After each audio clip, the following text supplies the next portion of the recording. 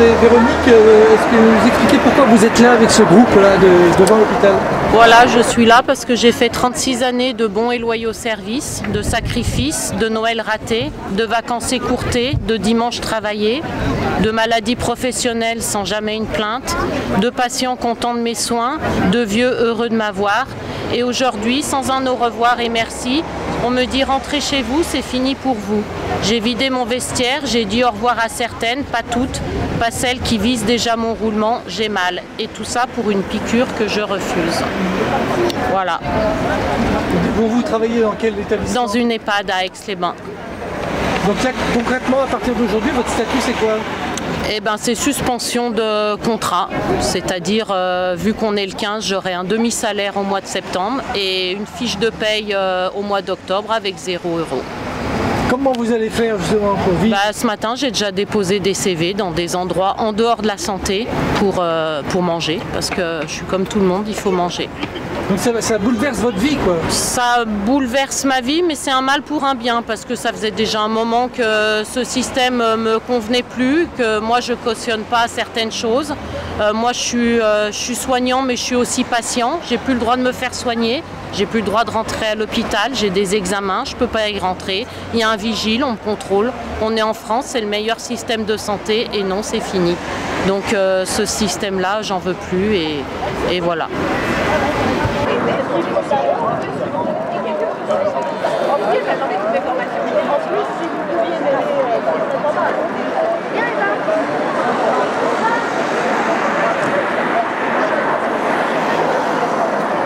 Je suis aide médico-psychologique dans un EHPAD privé. Je travaille de nuit, nous sommes 2 soignantes pour 80 résidents.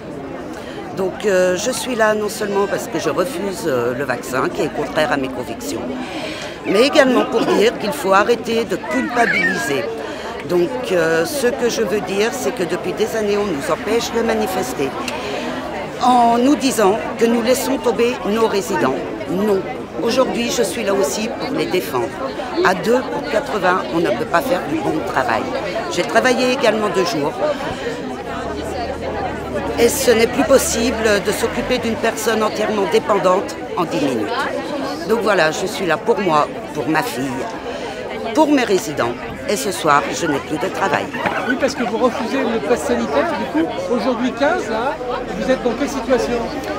Ce soir, je ne peux plus accéder à mon métier, alors que je viens de faire un test qui est négatif.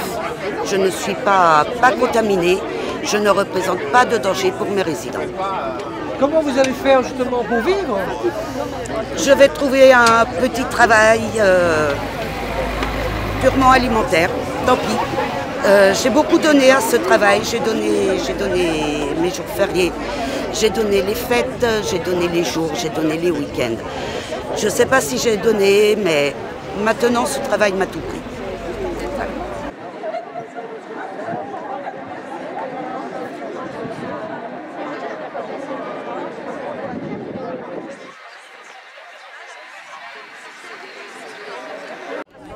On force les soignants à se vacciner d'une part, et puis le pass sanitaire, c'est quelque chose qui n'est pas acceptable, voilà, pour moi.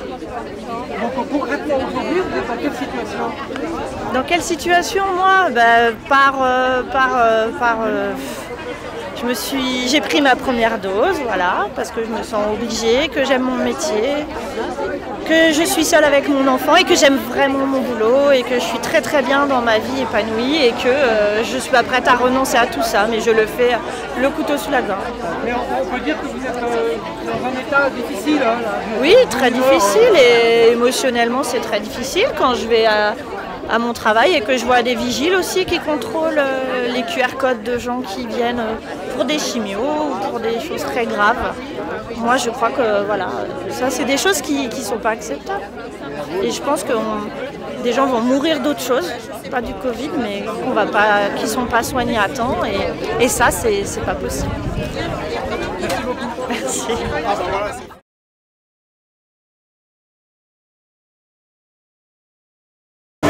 Parce que ce pass vaccinal n'a pas à être obligatoire, il n'a pas à être infligé à tous les soignants et à toute autre personne.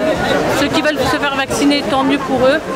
Pour nous, aujourd'hui, on s'est battu jusqu'à présent contre le Covid dans notre EHPAD et dans les hôpitaux parce que voilà. On s'est battu sans vaccin.